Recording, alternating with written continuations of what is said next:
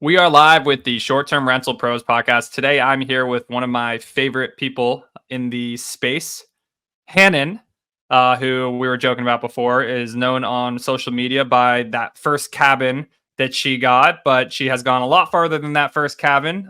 Today, she has boutique hotels. She's really a property management business. She does a lot, so I'm super excited. Hanan, thank you so much for coming today. Oh, thanks, Jeremy. Thanks for having me. Excited to be here. Awesome. So first question, let's take it back. How did you get into short-term rentals? And also, I'm gonna take back, if you guys are watching this on YouTube, I am in what used to be my office when we got this apartment, but is now my fiance's closet. So behind me, she essentially built like a legit closet and clothing rack and dresser into my into my office. So anyone watching curious why there's all this clothes behind me, I'm literally recording from a closet today, but I did just sign for an office 3, 5, or 6 blocks away that I'm super excited about. I've never done anything like that, but we'll get into all that. But Hannah, I want to hear about you. How'd you get into short-term rentals? So our journey started in 2015. We had just moved to California and from Arizona, and knowing that we were going to be looking for a house and knowing that we were going to likely be paying double for half the square footage, we were definitely a little bit nervous about the new mortgage point. So we were looking for ways to kind of offset that higher mortgage. And at that time, I was working in consulting and I was traveling a lot. And I would always stay in Airbnbs because I would take my kids with me often and my husband. And so Airbnbs were just such a better option for us. And with that being said, I had kind of my eye and thought about it myself, like, hey, I wonder what it's like to run one of these. So when we moved to California, I had the idea that I wanted to try to buy something where there would be an option to Airbnb part of the house. And so we found this cute California bungalow, and it actually had a junior accessory dwelling unit attached to it. So the house was, yeah, meaning it was like actually attached. So it's not like an actual like casita that's, not attached. So they call it a JADU in California. And so I just thought, wow, this is perfect. I think we can, put this on Airbnb and make it a short-term rental. At that time, nobody I knew was in Airbnb. It was 2015. It was like the wild, wild west, very early days of short-term rentals. So a lot of people thought it was crazy, but I didn't care. Went ahead and went forward with it. And we listed on Airbnb and it was a success like from day one. The very first month, it had made like $5,000. And the following month, it started making like $8,000 a month. So we knew we were kind of onto something. But the problem was we were in an area that had pretty high regulation, and it wasn't really an option for us to continue purchasing short-term rentals in this market. You were only allowed to have the one. So we decided we were kind of in a good situation. We knew we were making a lot, all of our living expenses were being covered, and we knew it was a unique situation. Wait, your living expenses were covered by a junior casita? Yeah, absolutely. Wait, what? This ain't no junior casita. This is a... Well, like I said, this is the early... No, it was actually, I wouldn't even... It was very small, but it was in an area where there's a lot of tourism, and at that time, there were hardly any short-term rentals. And quick question: when you just to clarify, living expenses, that mean your mortgage was covered, or is that like you were actually paying for your food and everything else from a casita? Quite honestly, all of our living expenses were covered, but we both had full-time jobs at that point. So we weren't even thinking about like quitting our jobs or anything like that at that point. But honestly, I mean, it was making $8,000 a month. So it was enough to pay our mortgage, pay our insurance, pay our taxes, pay for our food. We didn't have a lot of debt. So it honestly could have like covered us completely. But neither of us were really thinking in that way back then. So like I said, we realized we were in a very unique situation. So we didn't want to squander it. So I started really learning about real estate. I started listening to the Bigger Pockets podcast. I started reading real estate books. and just trying to learn and understand everything I could about real estate investing. And like I said, we weren't really able to continue investing in short-term rentals in that market. So we decided that we were going to go the long-term rental market or long-term rental route. And so it was a very high cost of living area. The average house at that time was probably about $600,000 a year. So we decided our strategy would be basically moving into another property, allowing, with a 5% down owner occupied loan. And we would just have the goal of doing that once a year. And as we continuously stacked up long-term rentals. And so that's what we did. And we did that for 5 years until 2020. And then at that point, we, had amassed a sweet little rental portfolio. The problem was, when we were looking at it, it was like the short-term rental was doing really well. The 4 long-term rentals were making us like $500 a month in cash flow. So I just was like, this is crazy. Like, we're never going to reach our goals this way. And so I just started thinking, like, we got to figure out a way to like make short-term rentals work. And at that time, the Avery Carl podcast had come out on Bigger Pockets, and I just so happened to listen to it. And it just kind of opened my eyes to this idea of long distance real estate investing. And I learned about the Smoky Mountains. I set up a call with her. I didn't end up pulling the trigger on a cabin in the Smoky Mountains at that time, but I started looking into other markets. And then we found some cabins in Lake Tahoe, and we decided that we would invest there. So we purchased a couple cabins in Lake Tahoe, renovated them, and put them on Airbnb as, short-term rentals, and they did very well. And so after realizing that that was possible and a success, I realized, you know what, hey, if we can do this from 300 miles away, why can't we do this from 2,000 miles away? So at that point, I went back to Avery Carl and decided I was ready to buy something in the Smoky Mountains. And that was kind of where our whole real estate investing journey really took off. We started buying short-term rentals all over in Smoky Mountains and Blue Ridge in different areas, Arizona, different areas all around the country. Okay, so take a step back. So you started with the casita. I'm sorry, I don't mean to be fixated on this junior casita. Junior was making $8,000, but Junior was having so much success, and then you decided to go long-term rental after you had started short-term rental? Yeah, because I was in a market that didn't really allow you to continue to invest in short-term rentals. You only and could at that do time, one. yeah, you can only do one. And actually, they had completely closed off the permitting process. Like, nobody could continue to invest in short-term rentals out there. So I was lucky to be one of the only permits that were issued in that market. Is that casita still crushing it today? Like, is it still out there? Yeah. Yeah, it is. It is. And it does very well. So Is this yeah, we Tahoe kept area? that. No, it's a Napa Sonoma area. Got it. Okay, wow, you are Wine country. Tahoe, Napa. Geez, you are California at its finest. Okay, so Yeah. casita, you at that time you were like, all right, we can only do local stuff. So if we can't do short-term rentals here, we have to do long-term rentals. Then Yeah, you did the exactly. long-term rentals. Did you guys, I'm assuming at first, were you guys, still had your W-2, so were you leveraging your debt to income there to go after these long-term rentals? Yeah, absolutely. I mean, it really isn't that difficult though, because we had the short-term rental for a while. So we had it was on our tax return. So that was covered from a Yeah. DTI perspective. And then we bought an owner occupied home.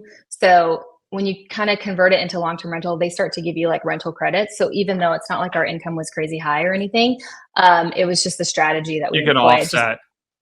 Exactly. Every year we moved out, it became a rental and it offset. And so it was easy to do that. And everyone around us like You did didn't low down understand. payments as well. So you kept doing low Yeah, down payments, low interest. Okay, low exactly. down, and then move out, get the rent covered, do the next one. Yep, that's exactly how we got our start. And I mean, it paid off in the end, not like from a cash flow perspective, but an appreciation perspective, because over those years that market had appreciated a lot. It's California, high appreciation area.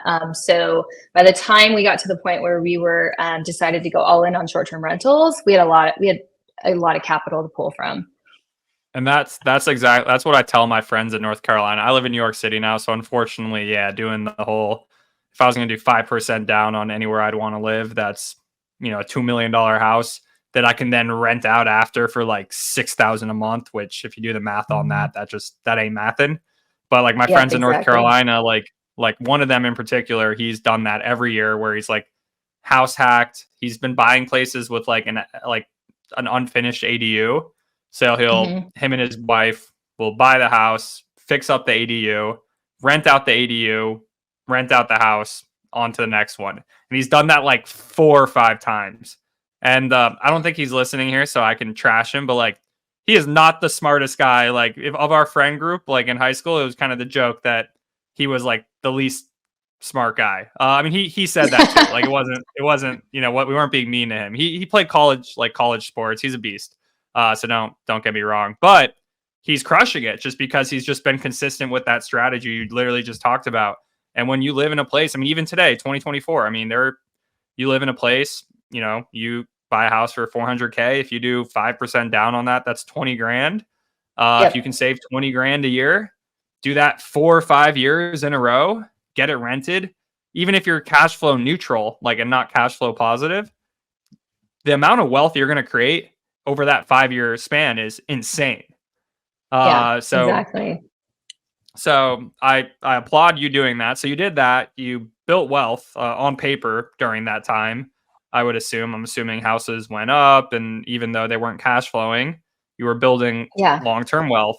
But then you were like, all right, this slow long-term wealth, it ain't cutting it? Or what was kind of that realization of like, all right, we're not going to keep doing this? Well, to be honest with you, we wanted to actually leave California, and I was to a point where I had more than covered my expenses, so I had already left my 9 to 5, and I was kind of just starting to focus more just on real estate. And then our goal was like, okay, well, I want to get my husband out of his job as well. The casita let you quit because the other ones weren't doing the cash flow, so you quit. Yeah, exactly. Yeah, exactly. I mean, I was doing other stuff. I was a real estate agent at that time, but I kind of got to a point where I was like, I didn't even want to do that. And so I just wanted to focus. I really loved investing. That was kind of my passion. So I wanted to focus on that. And so I told my husband, I think we should move because there's a lot more investing opportunities outside of California than there are here. And it's going to be really difficult for us to build that sort of portfolio out here with all the regulation, because at that point, even Tahoe, they had put some severe regulation in place because it was post-COVID, and there were housing, there were moratoriums on short-term rentals and things like that. So I was in 2 markets that were not allowing me to invest in short-term rentals. So I just said, all right, well, I think we need to get out of here. So convinced my husband to quit his job, and then we moved to Alpharetta, Georgia. So we live in Georgia now. And that was when we started kind of investing in all these different areas, sort of in the Southeast. Okay, so you start investing in the Southeast. Where? I'm a Southeast guy. I want to know, where are you at? Yeah, sure. So the first big purchase we bought was a 4-bedroom cabin in Sevierville, Smoky Mountain, Tennessee. I'm sure most of you guys are familiar with that area. And then we used that same real estate team to purchase in Blue Ridge, because people were telling us about Blue Ridge, and that sounded interesting. That was like 90 minutes from where I lived. So we bought a cabin in Cherry Log. I think you actually own out there, don't you? I own on the North Carolina side Georgia? of the Blue Oh, Ridge okay. in Jackson County. Oh, okay. Yeah. Okay. So, so we bought there, and then there's just like some other areas in North Georgia, some different mountain markets that we started to invest in. And then we just got to a point where I was like, this is a lot of work, like buying a property, taking all these months to set them up.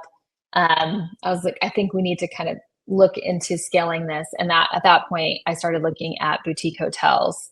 And what year was this at this point, just to keep this chronology going? Sure. That was 2021. Got it. So you'd been in the game for 4 years at this point? No, 6 years. 6 years. 2015. Sorry. Yeah, exactly. But I mean, like, I'm kind of weird in the sense that I started with short-term rentals. I had that experience, but there were like 4 years there where I really wasn't doing much other than the one short-term rental. I had like one little arbitrage deal that I was doing, but other than that, like, it was nothing. but then I was like, no, short-term rentals work. And when I realized they worked in other places except for California, because when you live in California, you think you're the only like place that anywhere gets visitors, which I realized was not the case. And so when I started realizing there were all these other markets where short-term rentals were a possibility, that was like a light bulb moment for me, because I realized, oh my gosh, we can invest in, all over the country. And so, yeah, that was when we moved out to the Southeast and started purchasing properties in those areas. So, and so we decided to move into the boutique hotel arena, and I was looking for something small. Making the leap, I didn't know what I would really be expecting. So I was looking for a very small property. I was looking for something under 10 units that we could manage without having on-site staff. And so we actually found a treehouse resort in North Carolina, which was your territory. Exactly. What are you doing on my territory? Who told you could come there? Who said you could cross over to North Carolina? Stay over there in California. Come on now. I know, right? So we found our little treehouse resort in North Carolina, and it was 7 units. So it was like the perfect size. And I was fairly confident that we could operate them very similar to short-term rentals and use all of the same systems. And so we went for it, and we put an offer in on it the day that it actually hit the market, and our offer was accepted. And that kind of started this whole journey into boutique hotels for us. What was the economics? We love talking numbers on this podcast. If you don't mind sharing, what was the absolutely. What were the numbers looking like when you underwrote that deal? Okay, so it was owned by a mom and pop. They were older. They were actually in their old mom and pops. Great people to buy stuff exactly from. Who you want to buy. Exactly who you want to be buying from. And they were in their late 60s, early 70s between the two of them. And it was so interesting to me that they actually built a treehouse resort. I actually asked her, I was like, "What gave you the idea to build this?" And she said they were ahead of the game. She really was. I'm like, she said that she used to watch Treehouse Masters and was like, "Oh, we should do this." And she knew she was in an area that got a lot of visitors, and there weren't any really nice accommodations in that area. And outside so of it California, was also a place gets visitors, I know, right? I know, right? And she also knew that most of the visitors would be there to drive expensive cars. So the idea of having tree houses was perfect because Blowing Rock? they're Is it the Blowing Rock area? Is it Blowing No, Rock it's area? it's Black Tail of the no. Dragon. Don't tell me you've never heard of the Tail of the Dragon and you're from North Carolina. Sorry. Let me walk out the closet here. Give me a moment. Sorry about no, I have no idea what a Tail of the Dragon. I have no clue. Educate me on North Carolina. Yeah, so it's in Western North Carolina. It's actually the Western, we're close to the Smoky Mountains on the North Carolina side. But there's these roads that people come from all over the world to drive. And the Tail of the Dragon is one of them. It's just I don't know, it's got 311 curves. I don't know. I've never actually done it myself, but I'm on Google Maps right now. What's going on here?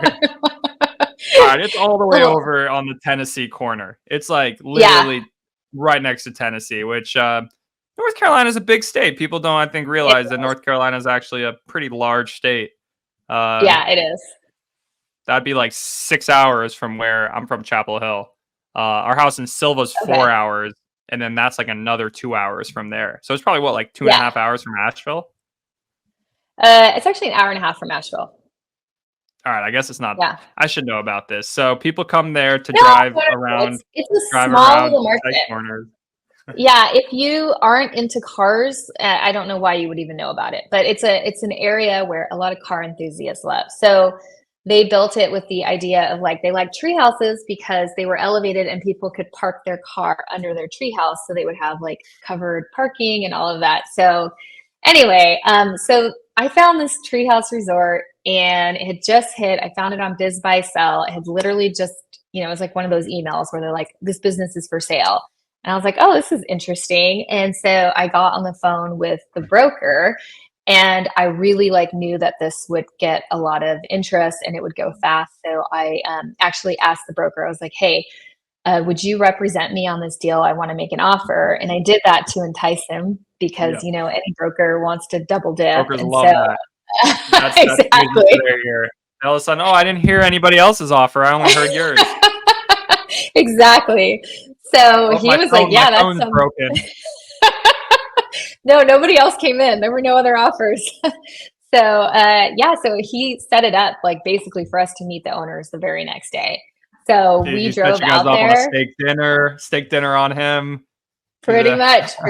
Yeah, he was super excited. And so we went out there, we met them, they showed us around the property, and we made an offer on it that day, and it was accepted. And the rest is history. How much we buying 7 tree houses for?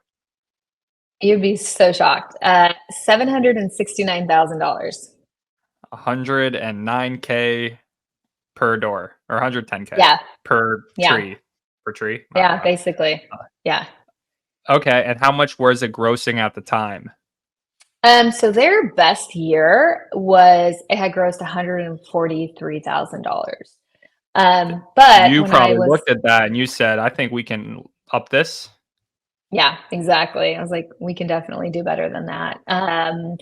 And the more I learned about them and their operations, the more I just saw so many opportunities for improvement and optimization. They were only open not even 6 months of the year. They were open 5 months of the year.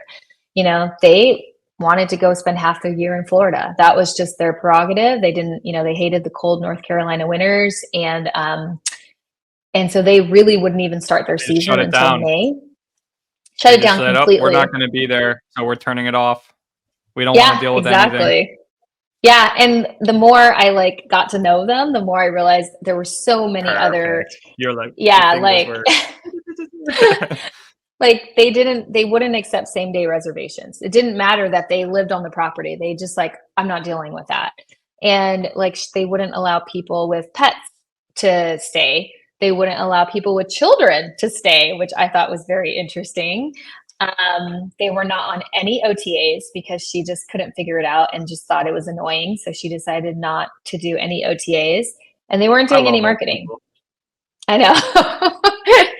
And I would just be thinking, there's got to be a reason for this, right? So I would dig and dig and dig. You're just like, nope, don't want to do it. Don't want to do it. Yep. I don't care. I want to hang out with my guests when I want to hang out with them. I don't want to hang out with kids. I don't want anyone's dogs. There was a social. It was like a social experience for them. Yeah, kind of. She just did what she wanted to do and ran it that way. And she, for them, $143,000 was plenty of money. They had built them, and I think they spent she said $200,000 and $300,000 to build them. Not very much. So for them, it was perfect amount of income. Yeah. They could down to Florida for 7 months, live a good life. Come back. Exactly. And for me, I just saw a lot of opportunities. So decided. So what do we do? So this was in 2021. Mm-hmm. Give us some numbers. What did you turn that into? So the very first year, we got close to 350 actually. Damn. So So that's good. And I think this, yeah, I know, right? And I think this year is going to do a lot better actually. So we're already What's a lot better, 450? Possibly. Our Q1 year over year was up another 20% from last year. So I think we're just, as far as our pacing reports go, we're looking like we'll beat last year. So I think when we had got there, we inherited their reservations from previous. Sure, so you had to honor them. Yeah, exactly. So she was only charging $165 a night. We're up to during high season, we have we're between $250 and $300 now a night. And we're also doing pets. So we have pet fees and we have all these other things that they didn't have. And then obviously we're open pretty much year round now. We close for a little short period of time, but it's not very long at all. It's 6 weeks. So is that January, February, icy season? Yeah, exactly. Yeah, it's just, we have.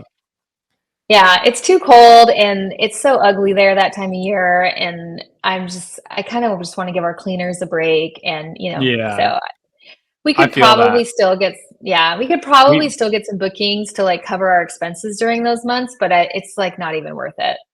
We had a house in Maggie Valley. We actually sold it a month ago, but yeah, one of the main issues we had was the road. It was like, honestly, look, I was looking on Google Images at the road that you sent me. That was like the road to get into the neighborhood.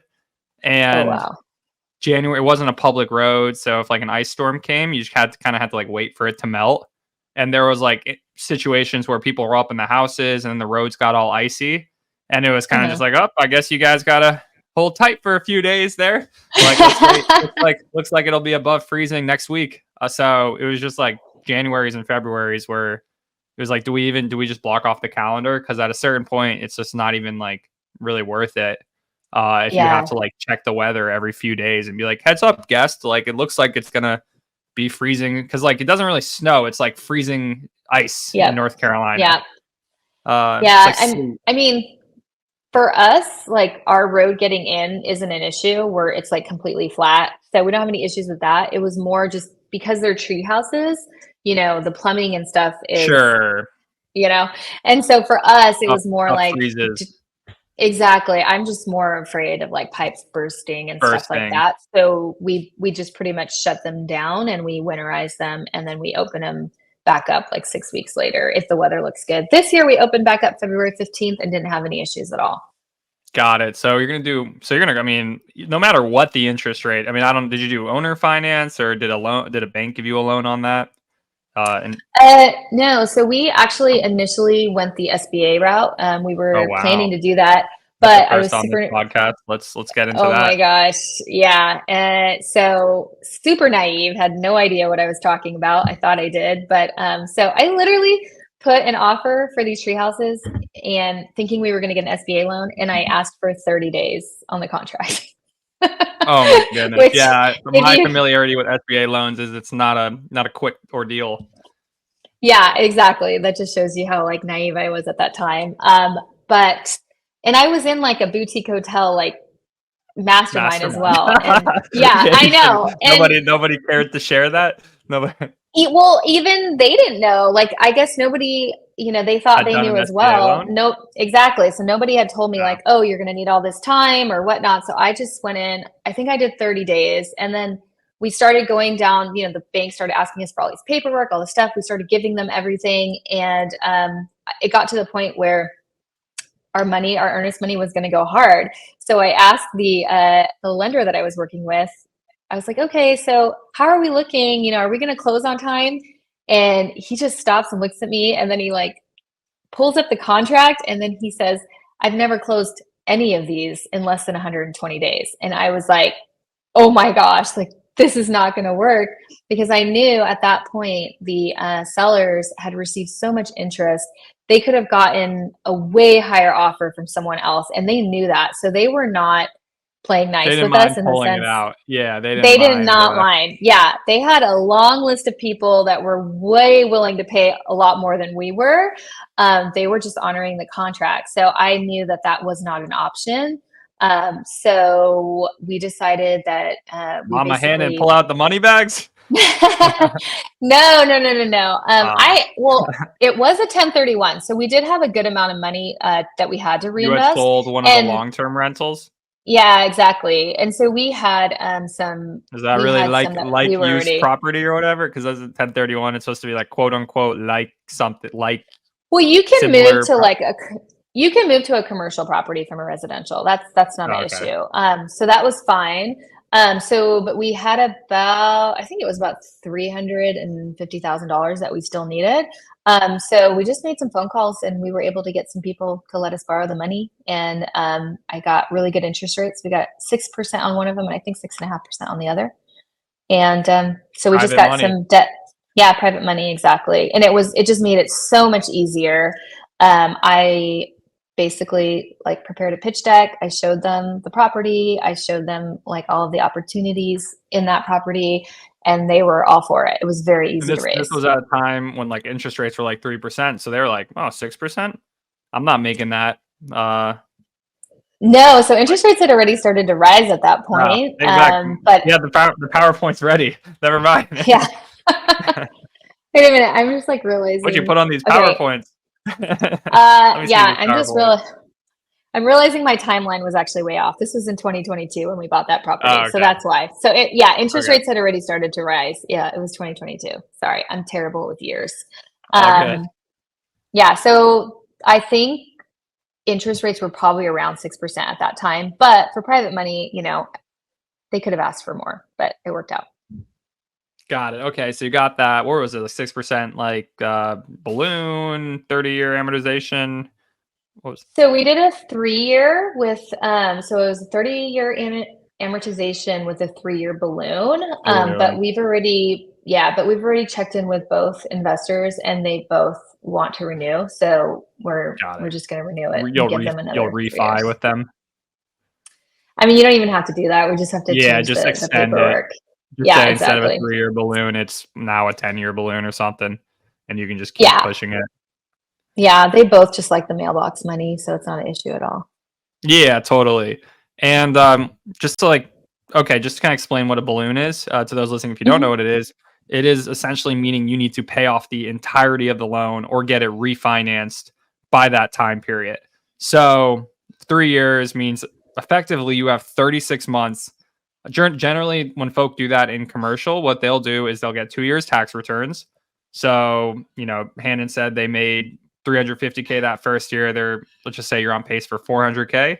You can now go to a commercial bank, maybe a local commercial bank to Western North Carolina, and you can say, hey, I have a business that's made 350 grand or 400 grand the last 2 years. I have all the paperwork. I have all the QuickBooks.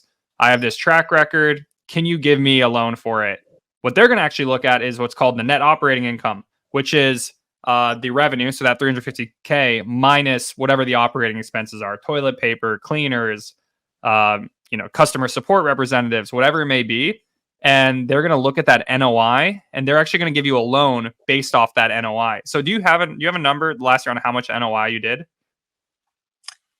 I think it was like somewhere around 230 to 250, somewhere around Let's there. even say 200,000, and let's say that they're going to apply a 10 cap, and a 10 cap means that they're going to value the property and say your net operating income is 10%, a 10 cap of what the total valuation is. So 200,000 net operating income at a 10 cap, which is pretty high, honestly. 10 cap, that would be a $2 million valuation, commercial valuation, which they bought for 730, 7 and some change. 769. 769, and they created something that was conservatively worth over $2 million in a year, which is insane. So I've already snapped enough this podcast, so my fingers are starting to get some arthritis, so I won't snap anymore. But that's very good. So you created a few. That's the power of commercial real estate. That was one of the big reasons we moved into that space. Got it. Okay. So, and what are you doing? You're doing a lot of cash flow. Did you use that, roll that over? I know you didn't, you're still paying that 6% to your investors. So what are you doing with all that cash? Hand in money bags. Where's the money going? Well, 6 months later, we decided to buy another hotel. So we bought, so we bought a hotel in New Mexico, the mountains of New Mexico. Okay, you were done with North Carolina. He said, "Get me out of here." No, actually, I love North Carolina market, and I think for the next one, I definitely am looking for something in like North Carolina, South Carolina, something in that area. But this deal was just too good to pass up. And it was, it's been a little bit of an experience. So our treehouse resort, it's nice because we can jump in our car. We can be there in 2.5 hours if we want to. You say this earlier. Were you in Atlanta right now? Yeah, North Atlanta. Okay, yeah. North Atlanta. Whatchamacallit County? Cobb County? Fulton County. Fulton. Okay, so you're near the Braves. Yeah, well, not really. All right.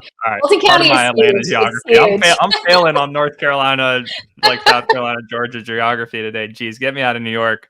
Okay. So why'd you buy the one in New Mexico? Is it a treehouse? Is it a desert? Like, what's it look like? No, it's a bed and breakfast. However, we are in the process of trying to drop the breakfast part and make it just like an inn. It's It's basically a series of casitas.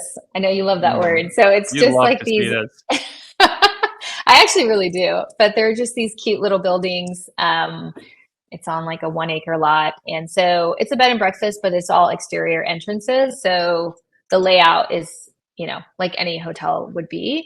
And I mean, the numbers just worked. It was another mom and pop seller, and they were willing to seller finance us, which was a huge thing for us because at this point we realized SBA financing was so difficult, and it's also kind of difficult to get financing for hotels in general.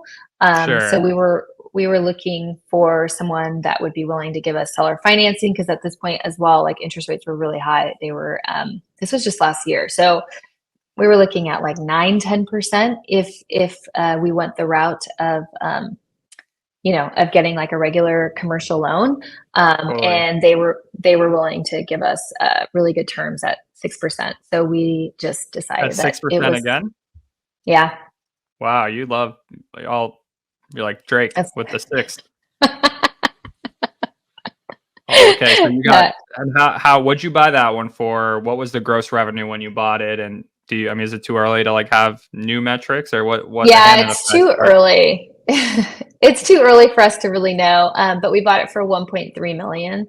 And I am expecting that it will do close to 500 this year. So that's what What our did it numbers do are. when you bought it or prior to you Um, buying it? so interestingly enough, they did not have their numbers updated. So they, when I requested financials, they sent us some financials, and it was like in the low 300s. But when I asked them for updated financials, it took a bit for the bookkeeper to get it all to me. But when they Was actually this sent, what was the ICP or not ICP? What was the profile? I don't. Okay, sorry, we're not profiling. Who was the seller? Let's just who was the seller? so Old it was person? mom and Okay. pop, older couple. Husband was an attorney. Wife was running the B&B. But she was so tired of it and she just wanted out. She was like, done, done, done, done, done. She basically was doing everything herself, whereas like I knew we would hire people to run it. So she was just like ready to sell. Um, but yeah, when they had sent us the original financials, it was a lot lower than when I asked for updated financials. And so when I got the Mhm. updated financials from the bookkeeper, I realized that they were closer to 400,000 in revenue. So then Yeah, that that's just something really, you don't want to make. You don't want to lowball your revenue if you don't have to. uh, I know. And they didn't realize that. And I think they had valued it based off of the ones that they were looking at before, because they had tried to sell it before and it didn't sell. So when they went back on sure. the market, they didn't even consider the like updated income. And Okay. so, yeah, so I knew that there was an opportunity there. And also just studying their profit and loss statement, I just realized that they were running so many personal things through the business. Like they were spending like $70,000 a year on breakfast. I was like, what the heck? For 8 rooms? That doesn't make any sense, right? So like Yeah. we've gone in there and we've like set a budget of $300 a week for food. So we're like now at we're spending about like $12,000 a year on breakfast. So there was just a lot of things in the profit and loss report that I felt like they were running personal things through the business. So I felt like there was a lot of Uh, opportunity for additional NOI. got it. So, what do you? So when did you close on it? We closed on it June 30th of last year. And what's it? Is this just like a? It's not a treehouse. What's it look like? Now you got me real bit. So Now I'm thinking tree houses. Is it something cool, or is it just like a rectangular building with no, motel looking? they're really, no, so it's a big lot and there's all these little buildings. So all these little individual casita type houses, Southwestern style, really cute rooms. They have like the Kiva fireplaces, beautiful like original tile flooring, interesting ceilings, really interesting architecture. So it's a really beautiful property. We haven't like gone in and done like a full redesign. That's like part of our plan. But when we bought it, we inherited all their reservations, and it was like hundreds of thousands of dollars in renovation or reservations. So I didn't want to shut down to do design and renovations. So we're gonna, now that we understand the seasonality of that market better, we're planning to shut down during the next slow season, and we'll kind of put our own design flair on things. Okay. So without even really doing any improvements, what have you been able to do so far? Well, we converted And admittedly, I'm looking on Biz Buy Sell a little bit right now. I was like, Biz Buy Sell, we got any more tree houses? No, I'm telling you, I've been looking at Biz Buy Sell North Carolina for the like every day for the last freaking since I bought those tree houses. I haven't seen anything like that. Actually, I lie. I did see the coolest property, and unfortunately, I didn't get to them fast enough. Was it the dog? Was Was it the dog park people outside Asheville? Yes, did you I know saw that? that Did one. you see that one too? I Oh my called gosh! them. And then I called I them. did I was too. like, this I is did. I did it. too. And he was like, did you, he wanted to see like a credit report and like your, what was it? Like your financial savings, like just to show that you could actually buy it. But whoever bought that got such an amazing deal. It was like I know. $850,000 and it was just outside of Asheville. I was like, that thing could easily make $400,000 a year. Yeah, well, when I called, they were like, we have 7 people lined up the next 2 days to like, they're all husbands and wives, like coming here to stay with us. And I think I was going to like France the next day, and I was like, yeah, I'm gonna go to France. I'm not. Damn. So Yeah, you actually got to them before I did because I didn't see that one, and by the time I actually saw it, he was like, "Oh, you know what? We actually just accepted an offer," and I was like, "Damn!" I literally like I took a pic. I don't even have a dog. I took a picture with my sister's dog, and I like created this whole package to send to them. that's what it seemed like everybody had done. I mean, this looks interesting. This looks like, yeah, I did some preliminary numbers, and yeah, it was like it had a little pond or whatever. Like it was It literally was like a bunch of little amazing. tiny homes around a pond, which I love ponds. I mean, I like my parents live on a pond. I have an Airstream on a pond. Like I like ponds, so Yeah. that I liked it, and it was in the mountains, and there's all these dogs. Like I was just thinking of the videos of like dogs jumping into the water and like doing a little inflatable rat. I don't Yes, and that world. one, that was an amazing deal. Whoever got that, like I mean, I think because it was, they didn't have an agent, I think they had no idea how much that place was really worth. Yeah, Because I just, eight hundred and they fifty weren't thousand doing dollars. It too had well. a, Yeah, their numbers weren't too good on it. Like I think the revenue was like pretty low, but it was, yeah, probably what you're talking about. They just weren't. They weren't on well, Airbnb. They were only on, direct they website that also looked pretty bad. they also required that you have a dog to stay there. It Yeah, was an yeah, they actual did. requirement. I was like dog resorts. I didn't know that was a thing. Dang, now I feel like I I didn't should have either. jumped. I wish we could have went in. And I would have. You could Photoshop I some know. dogs. I'll make some. I'll get some. I'll go take some videos of of some dogs. Seriously. Dang, we could have thrown all the firepower at these people. I know we could have pretended to be husband and wife. No, I'm kidding. But still, you Hey, do what guys, we got to do. Whatever we got to do to get it under contract. Whatever. I know somebody got a screaming deal on that one.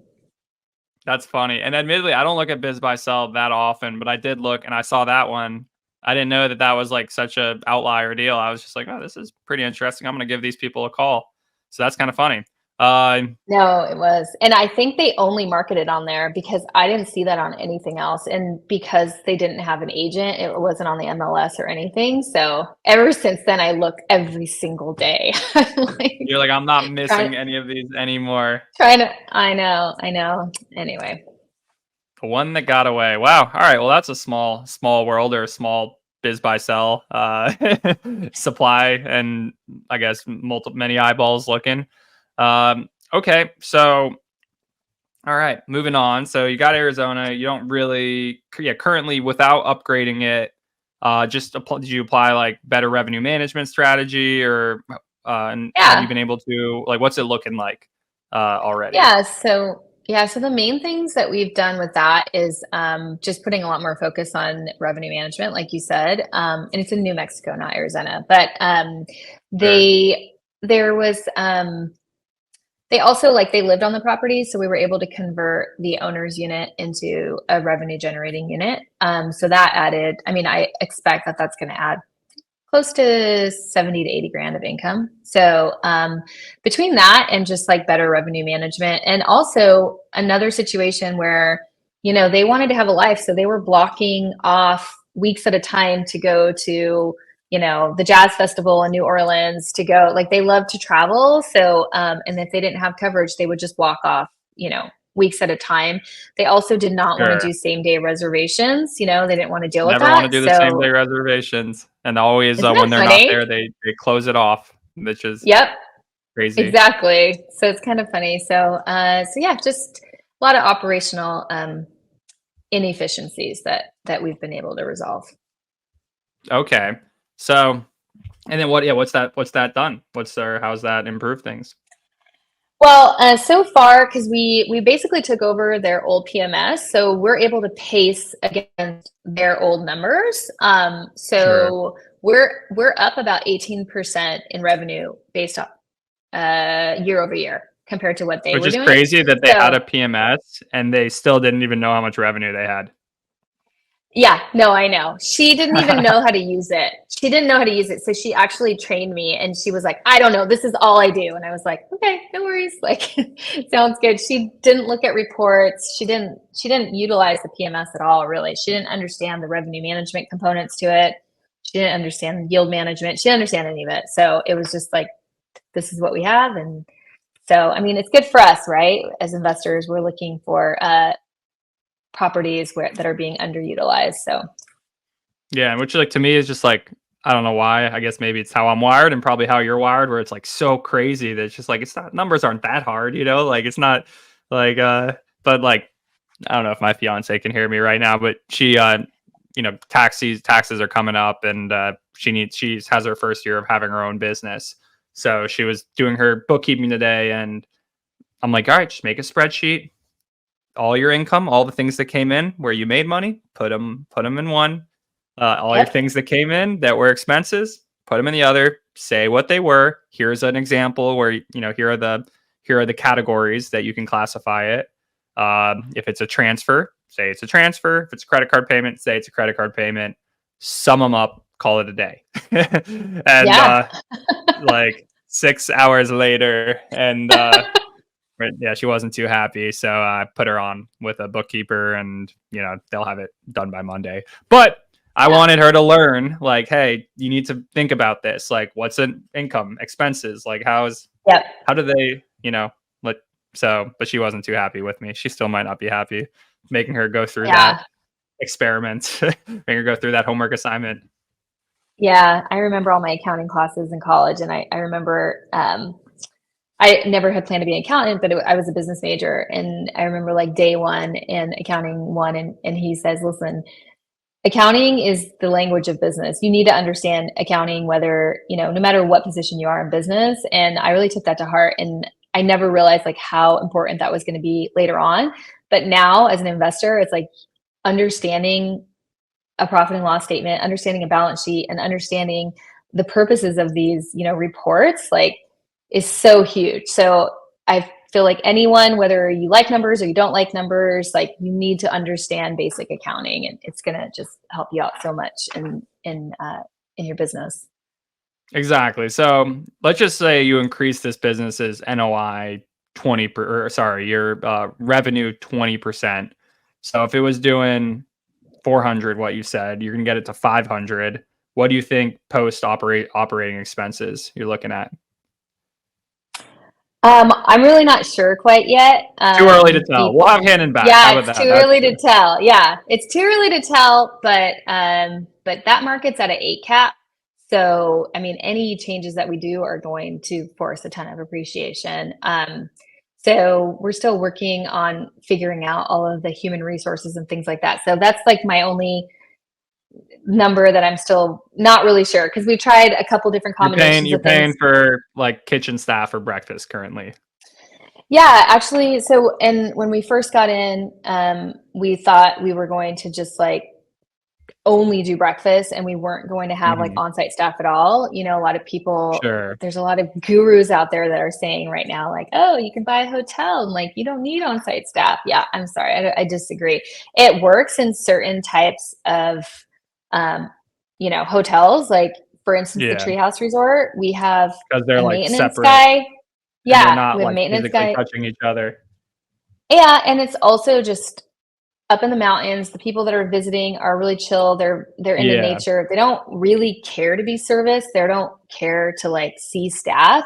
But sure. when you go to certain types of hotels, like people really expect that someone's there. And so Yeah. we've kind of played with different models. So we originally had just someone coming and doing breakfast, and then we realized like people were leaving us bad reviews. They were saying things like COVID's over. Why is it self check-in and things like that? And so Yeah. we kind of took that feedback to heart, and we realized like, okay, we need someone there checking people in. But so we have like a check-in hours are between 3 and 5 now. And then we just let them know like, hey, if you want to check in between 3 and 5, there'll be someone to check you in. But if not, Otherwise, otherwise, yeah. here's your code. And if you arrive after hours, that way you're not having to wait to meet someone. We kind of make it seem like it's to their benefit. So Mhm. so we've played with some different things, but we're still kind of figuring all that out.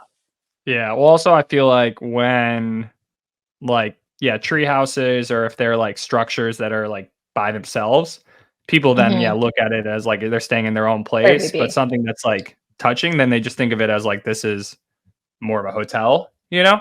Yep. Yep. So and That's then exactly what also, it like, is. noise, like, and interaction is higher, I'm assuming, because, people are Yeah. engaging more, which is kinda like, Mm-hmm. you don't really want people interacting, without, a presence there. Yeah, I mean, that's exactly it. Like I've had people who have approached me like on Instagram and stuff, and they're like, "Hey, I'm looking at like this 21 unit," and they like want me to look at their numbers and stuff, and I'll look at the spreadsheet, and I'm like, "You have no line for staff," and they're like, "Yeah, yeah, we're gonna like run it as an Airbnb," and you're just like, 21 units, you've got walls that are, you know, people are sharing walls. You've got so many things can go wrong. 21 units, Yeah. you know, depending on the bed configuration, that could be 40 to 60 people on a property all at once. Like you need someone there. You need someone keeping an eye. You need someone like Like, we're gonna have helping one out. fire pit in the backyard. Like, we're gonna put a fire pit there. We're gonna have a single No, grill. I know that there's a lot of misinformation I feel like out there. You know, there's There's people that so are, much hype in the boutique hotel. Like, I feel like it's like the natural, and I know, Hanan, for you, it was the natural, like, next step in your yeah. progression. You had done short term, you wanted something a little bigger, you wanted to drive NOI. So it was like the natural next step. And I feel like for a lot of people in short term rentals, like they've done houses. So now that they've done houses, they're like, oh, I get a level up. Like I need to level up to boutique hotels. And there's just like, yeah, so much hype Yep. in the space. Like I find it a little bit laughable. Personally, I do find the models of like the landscape hotels because essentially, yeah, you have multi-unit on the same property, so it gets valued as commercial, but it is actually more of like unique Airbnb experience. Hmm. Whereas, yeah, like what you're talking about, that 21 unit, it's a motel, guys. Yeah. Let's not get dissuaded. Like you're Yep. buying a motel. Yep. It's you can brand it as a boutique hotel, but it functions as a motel. you know? Hmm. Um, Yep, that's exactly what I tell people. And also, don't think you're gonna like buy this motel and put it on Airbnb and you're gonna have all these bookings. Like we hardly get any Airbnb bookings. Like that's not how that works. I think people just have such a misconception who are coming from the short-term rental space and they think that you can just buy this and like throw it on Airbnb and not have staff and use, you know, have keyless smart locks. entry and Yeah. smart locks. Yeah. And you're Ring just like, cameras and smart locks. We're good. yeah. What else? What can go wrong? You're like, well, do you know how many phone calls you get a day in a hotel? Okay, there's a lot of differences, like So the how just do the you manage operations. that? How do you manage all the phone calls? How do you what does your infrastructure look like for the there's two hotels, right? There's not a third one, right? No, just two. Yeah. Gotta leave time if there's Yeah, more. so that yeah, no, so we have two. So I actually have a team that handles both phones for both hotels. So that's kind of a nice thing about doing it the way we do it, you do get a lot of economies of scale and operational efficiencies, and being able to like have phones handled not at the actual hotel but off-site. You can have one person that's handling phones for both hotels. So that's kind When of you a say nice you have a little. company handling phones, what does that mean? No, not a company. I have actually an actual like team that handles phones. You like virtual, like offshore team Yeah, like or virtual American based? assistants. Okay. No, American based. American based. I don't have any offshore. I actually have like my assistant, so she helps out with phones, and then I have a partner that helps out with phones as well. So not a virtual. To me, that's not a virtual assistant. You have team members, or Yeah. I So don't know, yeah, exactly. employees. People on my team. Yeah, just people on Yeah. my team that are already doing stuff. Which So they're virtual already on. assistants are on your team, but I don't know. The way I think about it, I'm thinking Yeah, I just offshore. haven't gone down that route of the whole offshore virtual assistants. I haven't gone down that route. I have a amazing assistant that kind of helps out with everything, and she's already there doing I stuff. think So answering your the margins phone, are good enough that you're good. yeah, If it was a little yeah, tighter, I'd say, all right, maybe we need to cut some of your expenses. But yeah. And we do have like our check-in girl who checks people in. She answers phones while she's there. So, it's just kind of there's just those like gaps when we don't have someone on site that we need additional phone coverage. sure. Okay. Well, if you do you have who's picking up the phone at 3 a.m. We use a service. And they charge you by the minute. and do they pick up the So, phone? yeah. So it's like an Oh, actual like yeah, it's like an like actual service person. that does exactly. They do phones for all these different hotels. They charge you by the minute, and so you can schedule like your actual hours that you want them handling phones. So that's the And they'll nice be thing able with to like deal with stuff. Someone's at 3 a.m. Hey, I can't get in. It's 3 a.m. They'll deal with that. I mean, quite honestly, we haven't had a lot of that. There's been maybe two times, and so they can deal with it to an extent. But if it's like an emergency, then they can call me personally, and I can jump in. It's Got it. unfortunate. Yeah, it's just kind of how it is. So it's only Yeah. happened a couple of times, but like we So basically. you're keeping that phone on at night on the ringer. So I actually have it where you have to call multiple times for it to go Okay. through. And so they have instructions like, hey, if it's a real If it's emergency, you have to call emergency, yeah, then you have to call multiple times and then it will go through. So I put my phone on do not disturb at night, but emergencies happen and people, you run multiple businesses. People need to be able to get a hold of you if it's like a real emergency. But again, it's only happened like twice. And it was because there were some weird check-in situations. okay. So we're talking about multiple businesses. So I want to leave time. You have another business, right? So you got these two boutique hotels. Have you bought anything else? No, that's it. Just the So short-term houses rentals in and the the boutique hotels. Smokies. Did we get into Tahoe? You have a cabin in Tahoe, right? Yeah, we have a couple cabins in Tahoe, and then we Casita. have yeah, and then we have some short-term rentals in different parts of Georgia, and So then how many also in short-term Northern rentals do California. you own at this point? Like that aren't I own 9. hotels. So you own I 9 own 9. houses. Do you have any long-term rentals anymore? Mm-mm. Nah, you liquidated those, got rid of those. Yep. And then you have two boutique hotels. Yep. And then you also have a property management business? Yeah, we have a co-hosting business with a partner. Yeah. Got it. So how'd that co-host business come to be, and how's everything? How's the co-host world? I'm gonna be totally honest with you. I don't really love co-hosting, so it's Well, you're something. doing a lot. I mean, I would say you've graduated from co-hosting at this point. Yeah, exactly. So it's not something I'm putting a ton of time and energy into at this point. But we do have we have a small portfolio of co-hosted clients that our team basically runs. So I'm not super involved in it. Got it. So you have the operations in place, and you use the operations that you have, the team that you have, to also manage properties for other people. Yeah, it's kind of nice because it helps to pay for staff. So that's kind Sure. of the That's way what that I'd I say. see It's like it. it's scale. Like it gives you Yeah. scale. Like, yeah, you can, I mean, even arbitrage co-hosting, it allows me to hire more team members, Yeah, personally, and exactly. So justify that like cost. exactly. So like my assistant, she's like helps me with my personal stuff.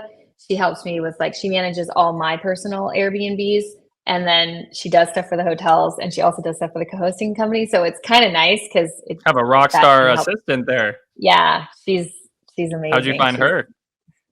Oh, she's my cousin. Oh, she's your She's cousin. family. She's She's your family. Yeah, cousin. yeah, but she's been like she's just worked out so well, and she's like constantly taking on more and more and more responsibilities, and she loves it, and we get along great. We work well together. So it's I been love a good that. Yeah, fit.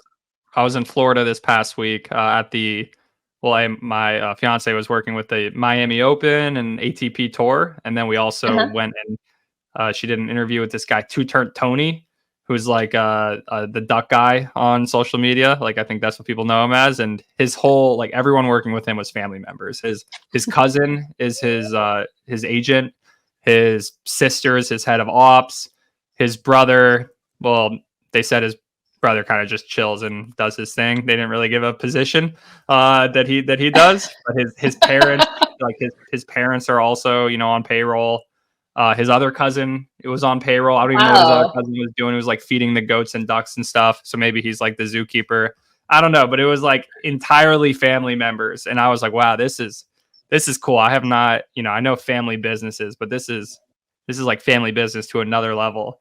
And I thought that was Yeah. so cool. So you have your Yeah. own It's like version a of whole that. entourage. Yeah, it's a whole entourage. Yeah, I just It have the was one cousin working for me. But it was so. I it's mean, it was so like literally has a compound in like the middle of. This is a little off topic here, but in the middle of Florida in a trailer park has like an absolute compound. oh And this guy, wow.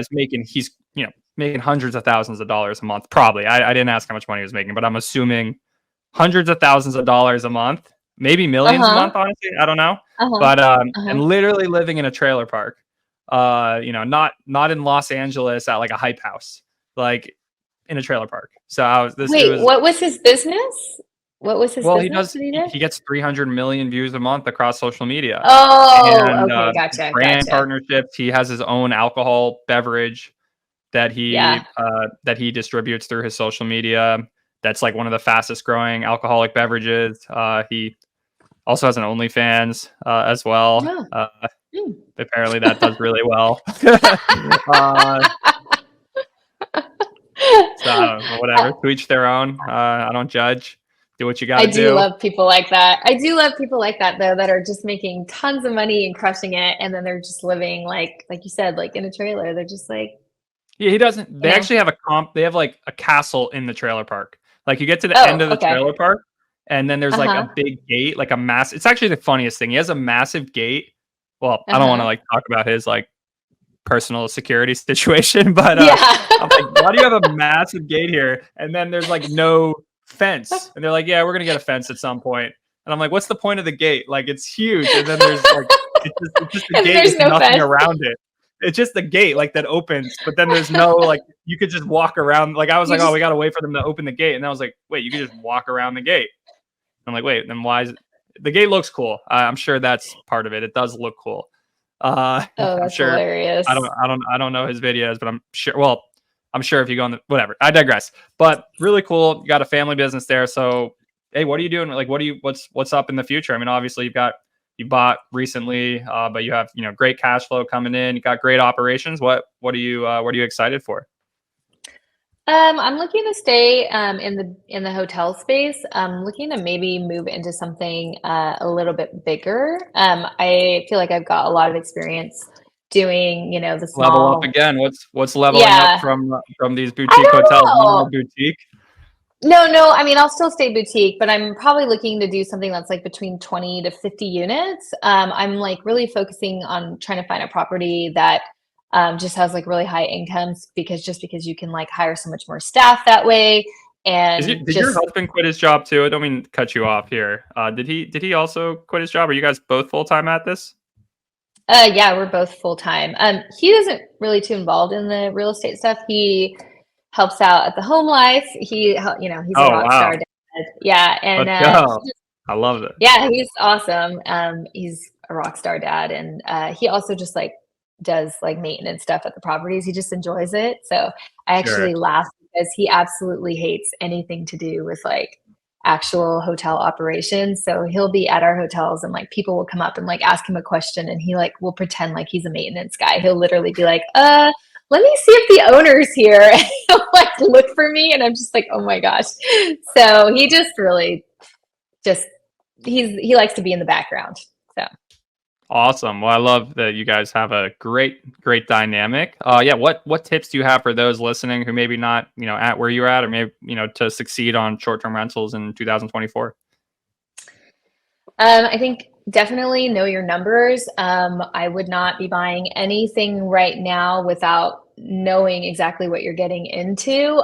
Also, I think it's really important that you understand like what a successful property in any market, like study them, right? So looking at a market, like what are the top performers doing? What sort of amenities do they have? You need to kind of model off of success. I think a lot of people jump into short-term rentals just thinking it's easy and they don't know how to run numbers and they get caught with their pants down. And so, especially now with increased competition and saturation and things like that, just educate yourself as much as possible. And it's the same thing for hotels, right? If you want to make the leap from short-term rentals into boutique hotels, you don't know what you don't know. I sure didn't. I've learned a lot of expensive lessons over the last couple of years. So the more you can invest into education and, learning as much as possible about boutique hotels and how commercial assets are valued, how commercial assets operate, what does due diligence look like for commercial assets. Just education is my number one tip for anyone that's looking either to get into short-term rentals or boutique hotels. Okay. And then, yeah, actually, quick, where did you also source that New Mexico deal? I don't think I got into that. Where'd that come from? Oh, it was just like a LoopNet thing. But again, it was one of those where buy biz sell, just straight online. yeah, I'm not a very good investor. I know like most people are out there like, pocket listings and dealing with brokers and all that. Like I've just gotten really lucky. Like, and it's usually just basic MLS type stuff or whatever, but sometimes you just got to read between the lines. I know a lot of people think like LoopNet is where deals go to die, but you don't really know what a deal looks like until you request financials and then really spending time with those profit loss statements and really understanding like what their expenses are, what would apply to you, what wouldn't apply to you, and also what their operations are like, and like how can you optimize revenue? Can you employ better revenue management strategies? Are there more operational efficiencies that that they aren't utilizing? So I think there's a lot of deals in front of us, but a lot of people just overlook them, right? So yeah, I just find my deals the boring old way: MLS, LoopNet, biz buy sell, nothing crazy. And what was how much down did you put for that seller finance deal? Sorry, I'm a numbers guy. So Yeah, what was no worries. It was it was a little over 200,000, so it was a big chunk of change. Got it. Which, well, I mean, it wasn't even 20% down. That was like 15% down or something. Yeah, exactly. So for us, it worked because we had capital to employ, but also it was just such a huge incentive that they were willing to give us the seller financing. So I was okay to part with a little bit more capital than I would have liked. Well, it checked out. And how can folk who want to check out what you're doing and everything you've got going on and stay in tune with your journey, how can they follow you? Yeah, sure. So I'm on Instagram. My handle is Tahoe Little Black Cabin. So at least it might change soon, though. Oh, it might not be. What's it gonna be? I'm actually, as we've been on this podcast, I've bought Hanan _ I bought Hanan 2 N's, 3 dashes, and I've just put them for sale on bizbuysell.com. So if you wanna buy them, we can talk. Oh my gosh, I haven't even looked, but I'm pretty sure my first and last name's they're all gone. Not available. They're all gone. They're all gone. Every single one. Well, I'll be looking on I'll be on Biz Buy Sell then apparently.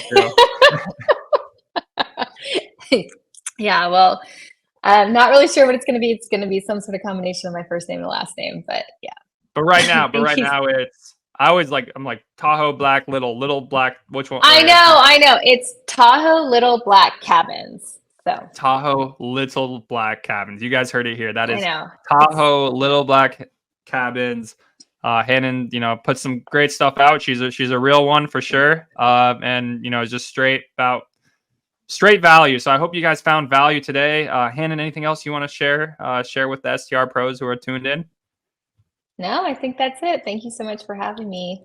Thank you for joining, guys, and everybody stay tuned to the next episode of the Short Term Rental Pros podcast.